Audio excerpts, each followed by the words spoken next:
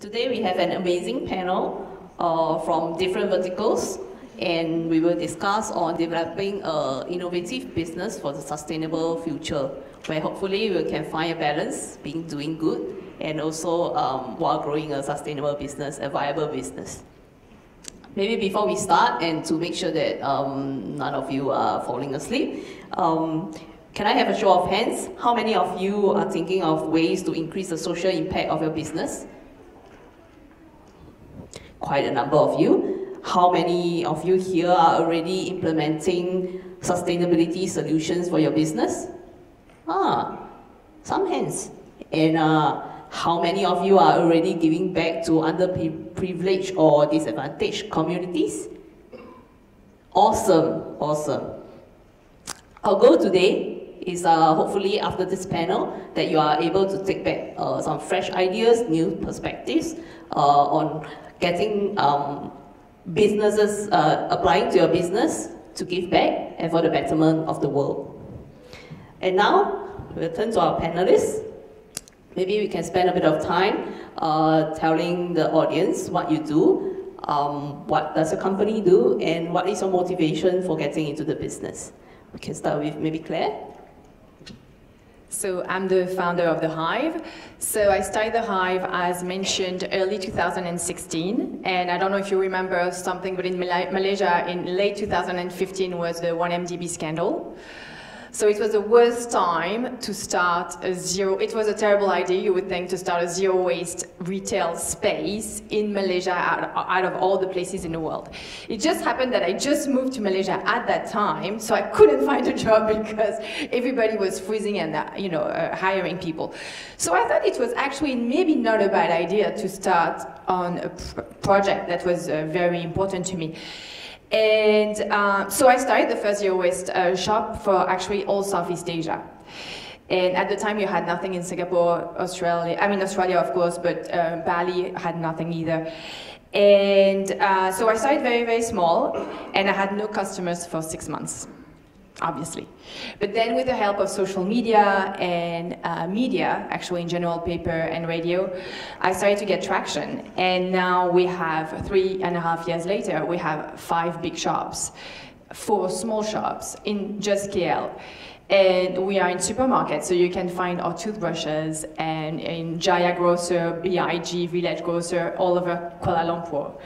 So what I'm going to say here is, as mentioned before, you were talking about failure. I don't know if it's failure when you have no customers for the first 6 months, might be, but here a lot of passion and perseverance. And actually people, at the end of the day, humanity, we're not suicidal. We want to stay on this planet. And if you put it in their faces, people will, you see, you're in a supermarket, you have at the same price a bamboo toothbrush or a plastic toothbrush. If it's the same price, you're going to go for the bamboo toothbrush. So that's what we're trying to do at the HIVE. And it's been, I have to say, it's not an easy task, but it's been an amazing journey. And we're moving to Singapore very soon. We're going to be nice very soon. You can check us out. Oh, that's great. Thank you. And we're going to show in your face as well. So hopefully you will buy our products.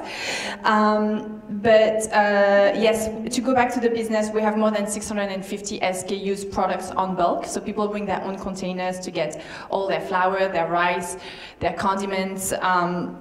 And people love the idea. People love, it's funny because we are obviously also online, but brick and mortar, people still love to have the touch and feel of the brick and mortar. And people still love to talk to shop managers and have a reconnaissance. It's like, hi Shirley, hi Lucy, every time they go. So for our case, we're going to be the contradiction to everything that has previously been said. We are pushing for the slow life, and people want it. So it's not always better, faster, cheaper.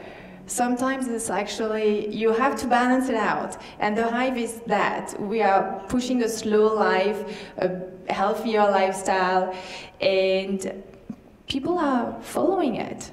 I'm the proof in the pudding, I guess. That's great, that's great. And the previous panel talked about more of the AI, where you don't interact with anyone. And now Claire is telling us that go slow. Now we want to talk to people. Yeah.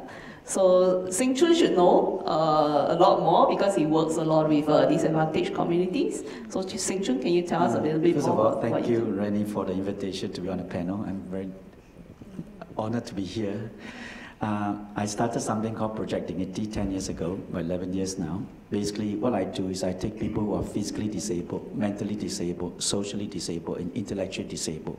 I bring them in, train them, and let them go and start their own food stall. So basically, the idea is to return dignity to the disabled and disadvantaged through vocation with passion. So what I did was, basically, I started, first of all, with 4 basic principles. In order to help these people, first I must skill them. So what we did is we actually developed the whole hawker training program, because hawkers is everywhere in ASEAN. By the way, we are the only hawker training program in ASEAN. So I train them in cooking, food preparation, and service support, right? And I skill them, give them a skill. Cooking is a skill. Everybody can, it's a basic needs. After I skill them, I must do the next thing, gainful employment. Singapore don't have minimum wage. So based on productivity, some of these people are not paid proper. Some are not even paid at all. So what I did is I make sure they have gainful employment. So what I did is either I go and find a job for you, I got 100% placement, by the way, of all my people that I train, or I create business. So I created Dignity Kitchen, which is a hawker center. We can come and eat. All the stalls are manned by, the first one is for deaf, second one is breast cancer, third one, the entire composition of all people are actually challenged. And it's the only one you can see anywhere. The third thing, then, those who cannot cook, I open a mama store. Is it mother who gives birth to a disabled child? Everybody focus on the disabled child. It's wrong. You should focus on the mother. Mother goes through hell a lot because of, giving birth to a second generation of kids who are disabled. So I put the mother and child together. I opened a bookshop. So if you go to Khoo Teck Puat, NUH, In Tem Phong, Sengkang, the 5th one coming up, Woodland, the 6th one coming up, the list of people, most of the people may not know us, but I have 100, I don't even advertise. I got 100 people in the queue, right? Then after that, I must integrate back to society. So what I did is I create a hawker center, I create mama store, I create things for them to go out and integrate. And to integrate, I need to create programs and all that. So what I did is very simple. I create a lot of programs like how to knitting, get you guys to do knitting or watching a Korean show, and then, stuff like that. So engage everybody, right? And every day, I go around Singapore, I go and fetch old people for lunch, free of charge. Many of you go to old folks' home, right? Do you ever ask them what do they really want? They want to get out, correct?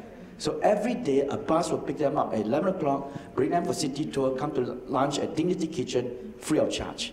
So on a platform 11 something, for those who are coming tomorrow, you see elderly eating, you see disabled people cooking for them, and you also see corporate people engaging them, right?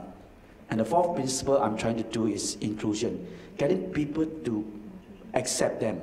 And this is still the biggest challenge I have. So Dignity Kitchen has trained and placed over 900 Singaporeans as of today. Elderly for lunch,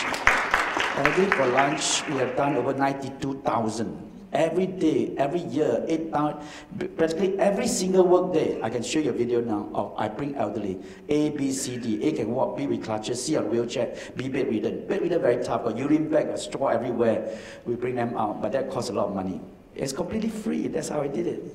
And finally, normal people, we have incubated over 36 food stores in Singapore, mostly in school canteen, because school canteen rental very cheap. We are the winner of the President Challenge 2015. We are the winner of the UK Award for Social Impact. You can actually measure our social impact. If I can take one Singaporean and earn $1,000 disabled, I've done over 800, I've done over 10 million. And how you track them? CPF. In Malaysia, in Hong Kong will be MPF. In Malaysia is something else. Something else. You can't run away from CPF. And our percentage of success is 60% after 1 year. Right, 100% placement. So we have long award, we've done elderly, we've done other things. So we're not stopping yet. Anyway, thanks very much. Very impressive, very impressive. And if any one of you are running a business that could think about inclusion, feel free to talk to Seng Choon after this. Atchara, I know you are running a business that helps the environment. So can you tell us more about that? Yes, good afternoon.